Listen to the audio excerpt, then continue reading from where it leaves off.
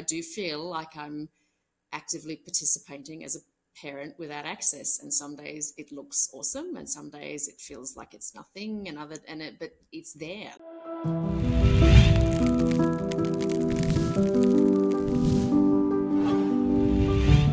Hi, my name is Lauren Strauss, and welcome to Family Disappeared podcast. I have Anna for part 2 on the show today, and she is the co-host. And we had a riveting first part of the conversation for the first part of the show about parenting without access, the challenges of being a parent and showing up and still having a significant impact on our children, but yet having no access. It seems like a complete contradiction to parenting, but it is possible. There is creativity within our pain and within our suffering. And if you haven't listened to the first episode, jump in, check it out. Join us for the second episode. If you're new to the community, welcome. There's a plethora of wonderful resources in the show notes. PAA, which is our 12-step support group, the Family Hope Project. Share, let people know what we're doing. We're a 501c3 nonprofit. We'd love your support. Yeah, let's jump into the show and see what happens next. I've been so limited by my fear of losing my children. I've been so limited by the fear of not participating in their graduations, in their celebrations, in their birthdays, in their marriages, in their births of their kids. It's really limited my ability at times to live my own life. And today I say no more. Today I say I'm going to live, I'm going to be a parent, and I'm going to share with my children their celebrations, right? I'm going to share my children's celebrations, even though I'm not directly included. But I can't be excluded completely unless I buy into that line of parental alienation, that line of the alienator, that line of the family system, whatever you want to call it. Like, I don't need to buy into that anymore. I can celebrate my kids' seminal events. I can share with people and I can have a voice. I can tape what I would want to say at any one of those seminal events. I can document it. I can set up an altar in my house. I can send out pictures. I can do so many different things. And this is life changing for me. I feel more alive. I feel more present. I feel like I have agency over my own life. For a long time, I thought I had to give up those seminal events because I didn't have contact with my kids. And today I don't. Today I'm celebrating my oldest daughter's marriage, and I'm so happy for her and so excited for this next part of her life. And I just want to say, I love you. I love you, Maddie, who's my oldest daughter, and I'm just tickled that you're launching into another part of your life, and I'm your dad, and I'm celebrating with you, and I'm so excited to see what happens next. And it's hard, and yeah. So stick around for the episode. Let's all create a new paradigm on how we can navigate these challenging situations, and let's support each other. Okay, so let's go. One of the biggest lessons I've learned in recovery is learning how to respond rather than react. So I'm curious, when you found out about your daughter's imminent wedding, how did you respond? How did you react? How did recovery take a place at the table when you were trying to navigate that? So without breaking the anonymity of the person who let me know that my daughter was getting married, and it's someone very close to me, and we had a conversation about lying, right? Like, finding out my daughter got married definitely felt triggering, brought up a lot of emotions. And sometimes I moderate what I say a lot because I don't want to create additional harm, and I don't want to. I want to be really cognizant of how complex these relationships we have are when parental alienation is present. So with this person that I was talking to that shared this with me, I definitely got a little more energetic around it, and I'm like, hey, this isn't cool. Like, when we have a conversation, we're going to be honest with each other, and we can set boundaries and not talk about certain stuff. But when we're lying by omission or not sharing stuff that's actually going on, when we're in an intimate relationship together, that really, really feels bad. So I got to advocate for myself in the conversation. I didn't have to make anyone bad. I didn't have to make anyone anything. And from a recovery standpoint, I got to stand up for myself and say, hey, in relationship, like, I want people to be able to be honest. And if they can't be honest, that's not really a relationship, you know? And saying this in an intimate relationship where you're scared the other person might leave, and all that fear of abandonment kicks up because we don't have access to our kids and possibly grandkids, it was a really challenging thing. And what I got out of the conversation is this person called me back a little bit later on, and they apologized. You know what I mean? They apologized, and it was heartfelt. And this is what parenting without access is this person is really close to me, and someone younger than myself that I mentor and has been in my life a long time. And because the work that I'm doing, they did their own work within like an hour, and they called back to apologize. So I got to be a parent, even though I wasn't at the wedding, even though I wasn't these other different things. I got to be really strong in my body, articulate, present, and I didn't have to hurt or attack anyone. And this person got to look at that stuff and say, wow, that's really crappy. If someone wasn't really telling me the truth and they were withholding information in any relationship, I would feel really, really bad about that. And they got to call and make an amends to me. And if I hadn't been role modeling my recovery, that never would have happened. And having someone call me back kind of was like a balloon deflating to a certain degree. Some of that energy and anger and fear and scarcity and longing to be included in my daughter's life, a lot of that went away because I said, oh, this is here too. Like I came for a peanut butter sandwich and I got a jelly sandwich, and the jelly sandwich, it satiated me in that moment. And I was so incredibly grateful, you know? That sounds really powerful. Open communication where there's room for expansion rather than very narrow. I've walked some very narrow paths in my journey with alienation and trying to deal with certain personalities and individuals where there's just, it's not communication. It isn't two way. So that sounds very healing. Yeah, and a lot of times it's not two ways from us. Like I'm so closed off and so reactive, and my feelings are so hurt. And so many times in the past, when I've been in similar situations around graduations or around birthdays, I've been really reactive, and it's created distance. And by me being really present and available and being really articulate about how I'm feeling, but not making the other person bad. I think this is a really important point of recovery is once I start to take responsibility for my own feelings and share them in a way where I'm not shaming or blaming the other person, then it gives space for creativity and change and that person to come back and for something different to happen. This has a lot to do with the MBC stuff that we've been talking about on the show, and I've learned a lot of these skills through MBC because I had no skills coming in here. I just was in pain. I wanted my daughter's back, and I just wanted everything to be okay. So that was a really profound moment for me. It was a couple of weeks ago, and yeah, it was really good. That was a great question. Thank you for asking that. What else you got, co-host? I was just thinking about connection. Recovery has, I wasn't connected to myself when I joined the program. So I didn't, I mean, I love my kids. I loved my kids. I did the best I could when I was more of an active mum with them, but it wasn't a healthy connection. I realize that now. I can say that now in recovery, it wasn't a healthy connection. So being in the program, working the steps, being in community is allowing me to build stronger relationships with everyone, not just my kids, not my parent, whoever it is. I'm showing up differently, and it's really emphasized the difference I can feel it in myself the way I show up now, as opposed to even 6 months ago, 12 months ago, 2 years ago. And it's interesting. I had no idea that I would be, yeah, again, in a parental alienation group and I would be working. I didn't have a clue. And I've had moments where I wanted to run from that because part of my own dysfunctional upbringing was that I actively didn't feel like I could have a presence at all. And so then I had been conditioned to not connect with people, to put everybody else first. So it's like having the mirror turned around on me. And that's making me think about being a stronger parent. I feel like a stronger parent because I actually am connected with myself. I can't take on any of those roles that we talked about if I don't have self-love and I don't have self-connection. I didn't realize that they weren't existing in me before I started doing this work. So it's like opening up a whole, it's not just about improving my skills as a parent, being able to parent without access. It's about how I show up in the world in all of my relationships. And that feels like such a gift. I mean, it's hard work and it's challenging. But I thought I was coming in for one thing, and apparently I'm coming in for a whole bunch, which is beautiful.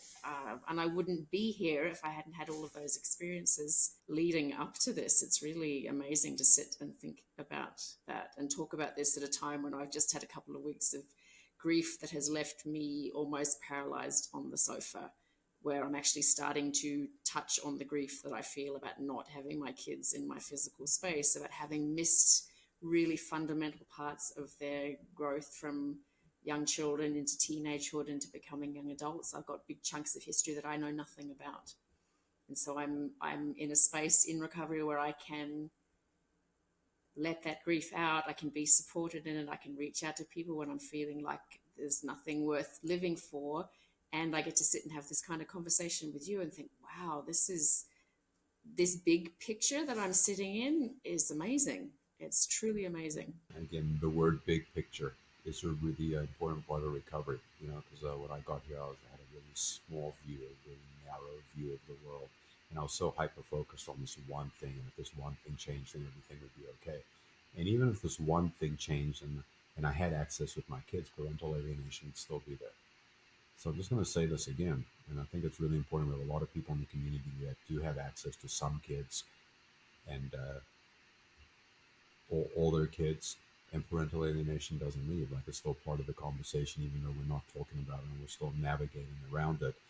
But coming back to the idea of parenting without access and this whole wedding idea that we started with, I want to know what you all think out there. Like, my idea is to record myself on video and express what I would have said at the wedding. Like, how else can we commemorate a wedding that we're not invited to? Do we set up an altar? Do we set up something at our own house? Like, that's something that I want to do too, to commemorate my daughter's wedding, like having something real and tangible and physical that I can touch with my hands and have it set up on my altar. And like, hey, my daughter got married. Let me honor this every single day. Because I think the tendency is to push it away and not honor it and not acknowledge it and no one talk about it. But I'm saying, hey, no, I'm a parent. I'm gonna love my daughter. I'm gonna honor it, and I want to do that, and I want to have something in physical proximity that I can touch and know that my daughter's married, instead of putting it in that box in the back of my head with all the other boxes that I don't want to open because they're too painful. Kind of like what you're talking about, lying on the couch and tapping into that grief. Like, I want to walk a more present path, I think, with my kids, even though it's a really crappy situation, and like you had said before, like, energetically, I think they can feel the shift in me, because this is a monumental shift, and I'm angry and I'm pissed and I'm sad and I want to see my kids, and all these other things are true too, and I want to honor these seminal events in their life as if I did have access.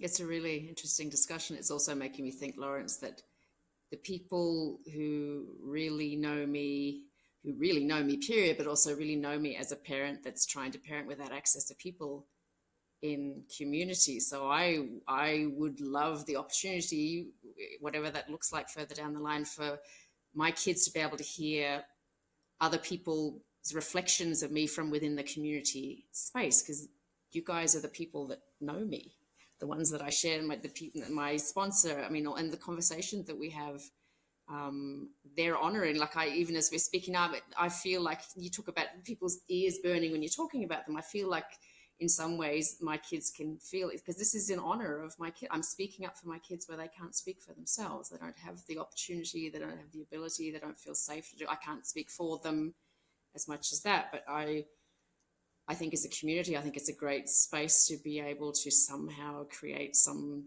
kind of, it's the record of this. We're still being parents. We don't have them in the same space. We don't get to go to their weddings. I don't get to go to their birthday parties. But when we show up to meetings, when we work in our sponsorship pods, when we work with our sponsees, we're parenting when we do that. And I would love for them to be able to get a sense of that. Especially, I'm thinking about my own kids as they're young adults and turning into maturing and taking a different perspective on things as well. To be able to understand that parenting doesn't just look one single way, and it doesn't stop. Even though I want my kids around me, it doesn't stop. I'm just taking up a different perspective and working through all the ups and downs that go along with that. It's really interesting, and I couldn't do it without community. I didn't. I have friends that are going through similar thing, but it's not the same as the community work. And just to speak about the community for a second, if you're new to the show, Parental Alienation Anonymous There's 15, 16, 17 meetings a week. If you're interested, there's a link in the show notes. Come join, come play, come meet some people. And yeah, recovery doesn't exist without people rowing in the same direction. And it might exist. It just sounds to me really challenging to be by myself and figuring this out alone. So you said something else. You said this idea that we're living in this community and we have all these different memories and sponsors and different people that we're working with, but how are the kids going to know about it? And we've spoken about this briefly in the past, but I also started the show off on talking about on living and dying and how we document what's happening. And part of the framework that we've put together, I just haven't had the time or the energy, to be quite honest, to fully put it out there and launch it out to the community, is actually having people that are bearing witness to who we are today as parents, as community members, as dancers, as painters, as runners or sports fans or whatever resonates with you. So in this living and dying that we're putting together, this framework is we're actually going to go out to people that know us today and say, hey, are you cool with recording 2 minutes, 3 minutes, 5 minutes, voice, video, preferably, so we can store this in this environment where one day, if some, God forbid, I pass away, Anna can reach out to my kids and say, hey, I have this if you're interested. Or maybe even if I'm alive and I reconnect with my kids, that there's this document like who I am, what I've been doing this last 1, 2, 5, 20, 30, 40 years. It's incredibly important. And I've had this framework formulated for almost probably a year, and I just haven't had the energy because it's just showing up and doing podcasts and community.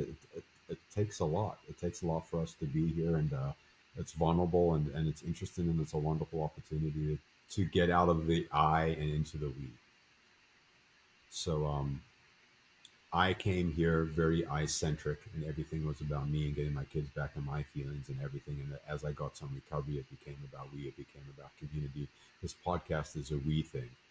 It's about sharing ideas and recovery so people can get to it sooner. And it's getting rid of the I because it's vulnerable. And if my kids see it, then it's probably going to get irritated, possibly at this age, and maybe when they're older, maybe not. So I think a huge part of the maturity and the recovery is switching from the I to the we.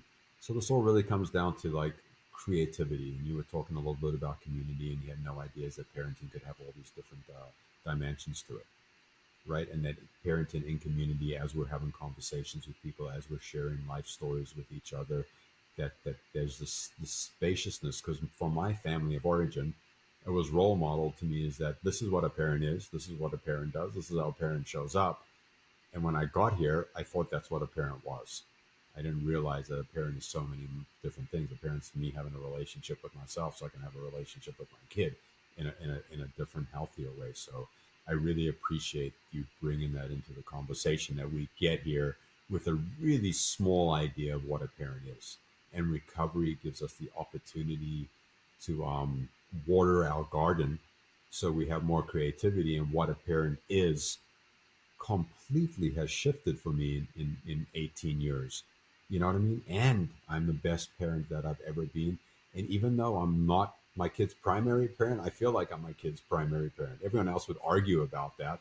But the work that I'm doing feels really profound, that I really feel like a primary parent.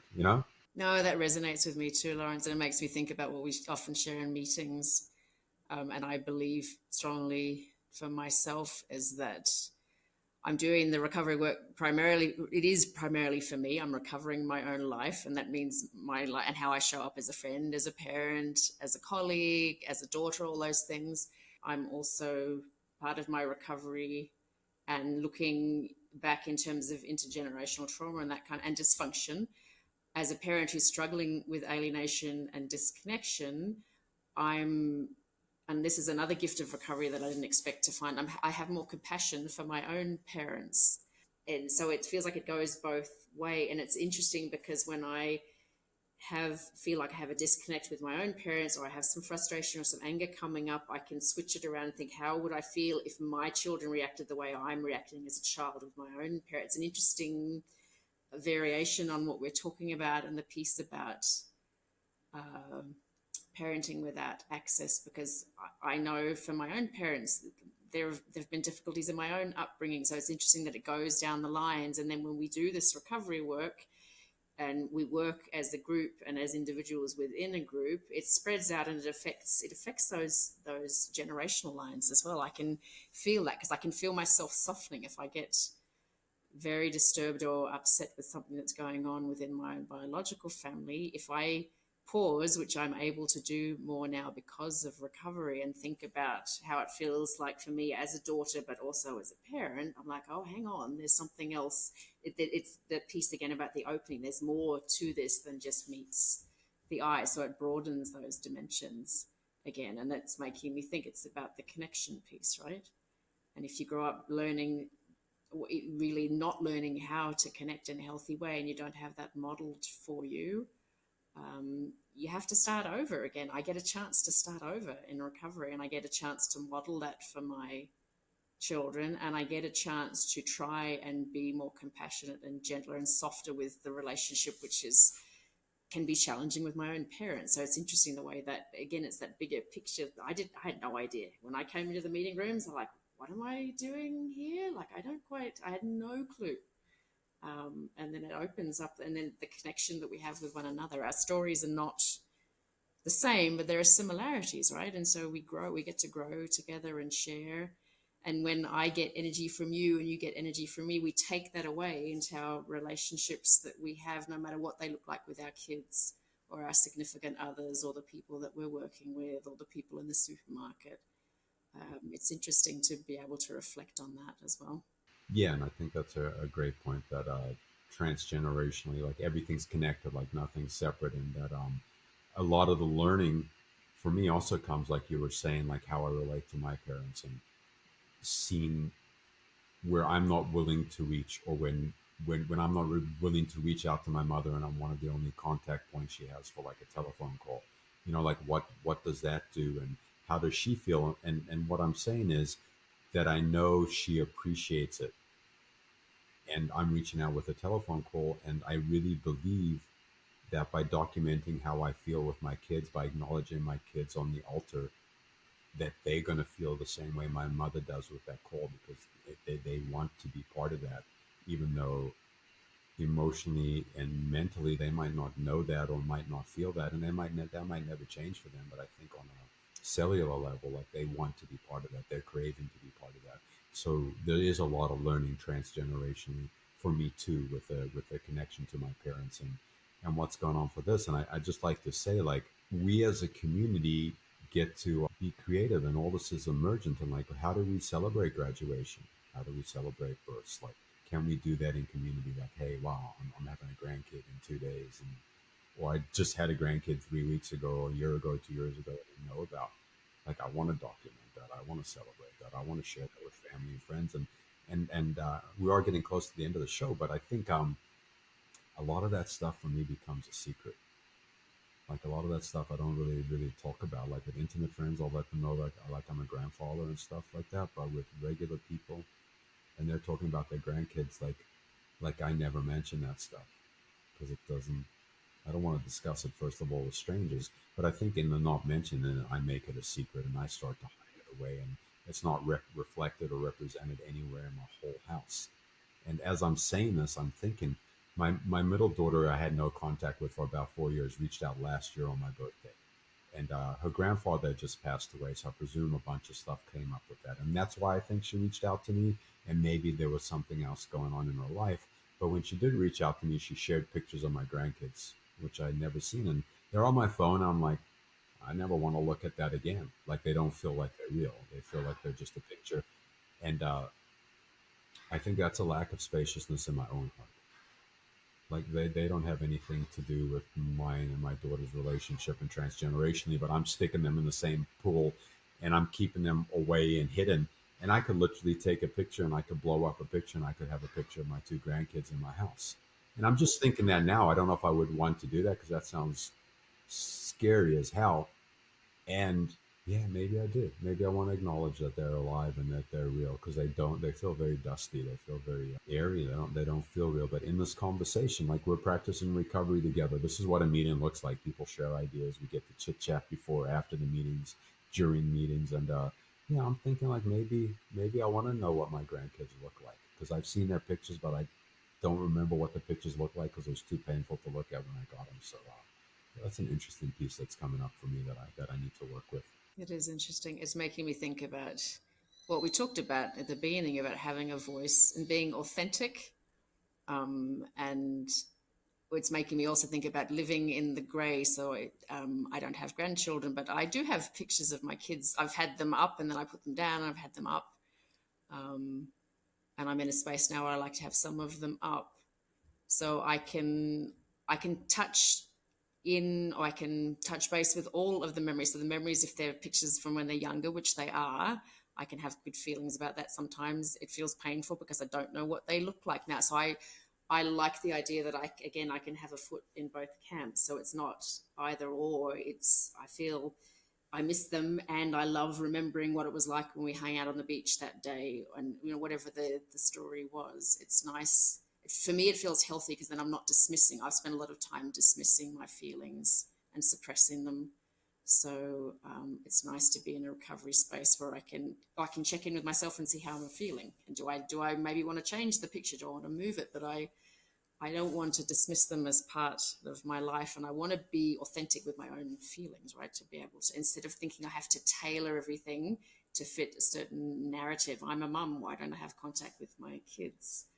So it's that balance piece is really interesting. I think it's part of the difficulties that we have in navigating this process, right? Totally. And the picture, no picture. Some seasons there's pictures, some seasons there's no pictures. I think I know I've struggled with that, and right now I have no pictures up. I've just moved to a new house, and will I put pictures back up? It's a great question, and there's different seasons and there's different capacity. Sometimes I have more capacity to show up and be a little bit more open hearted, and sometimes I'm like, I needed a break, and I think it's cool. And even if I was parenting my kids and had access to them all the time, sometimes I'd have a boundary too. This is just a different kind of boundary. So it feels really healthy and was a lot more painful initially. Now it's more of a choice.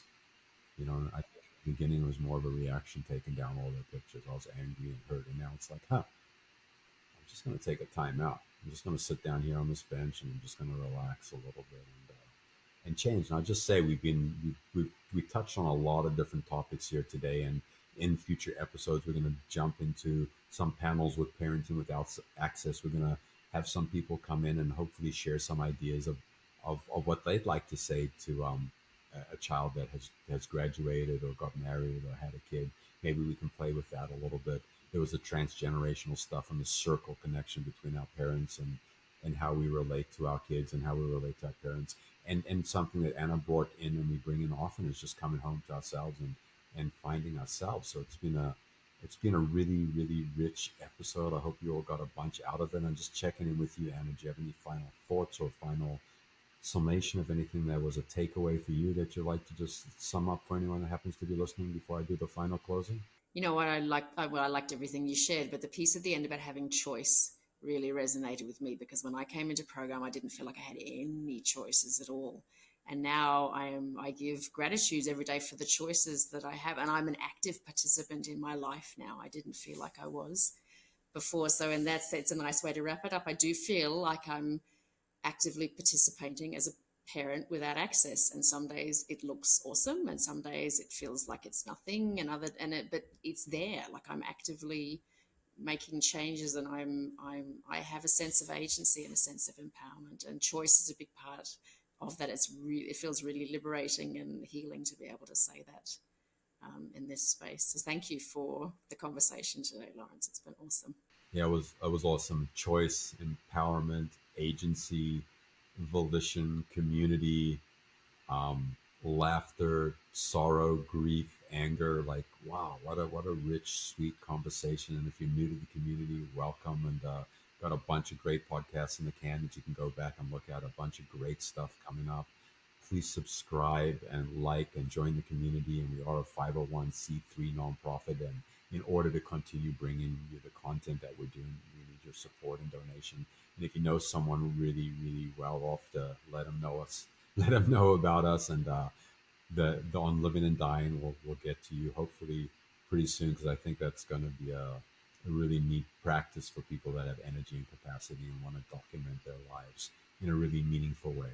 for other folks. And Anna, thanks for coming out and playing and chatting and being human with us. And thank you for everyone. And in case no one's told you yet today, I love you. I hope you have a beautiful day.